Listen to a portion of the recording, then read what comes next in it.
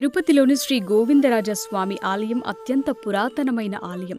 సమున్నత గోపురాలతో అపురూప శిల్పకళా సంపదతో అలరిస్తున్న ఈ దేవాలయం 1000 సంవత్సరాలకు పైగా నిత్యం పూజలందుకుంటోంది.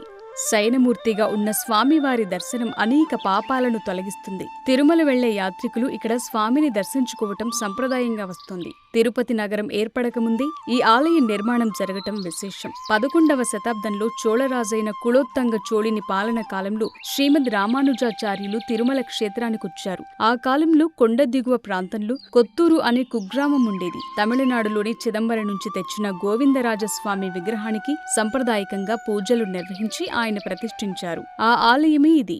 ప్రధాన గోపురం వద్ద శిల్పకళ అందరినీ ఆకర్షిస్తుంది. స్థానికులు కొన్ని కథనాల ప్రకారం శ్రీ గోవిందరాజస్వామి తిరుమల శ్రీనివాసునికి అన్నగా పేరొందారు. కొండ మీద వడ్డీ కాసుల్ని కొలవటంతో అలసిపోయి విశ్రాంతి తీసుకుంటున్నారని చెప్తారు. అందుకు తగ్గట్టే కుంచాన్ని తలగడగా చేసుకుని స్వామి నిద్రపోతున్న విగ్రహాన్ని ఇక్కడ వీక్షించొచ్చు. ప్రతి ఏడాది కార్తీక మాసం కృతిక నక్షత్ర సమయంలో అన్న తిరుమంజనానికి తిరుమల నుంచి మంచి నూనె తమలపాకులొస్తాయి. తన అన్న కోసం తమ్ముడు వాటిని పంపిస్తాడు.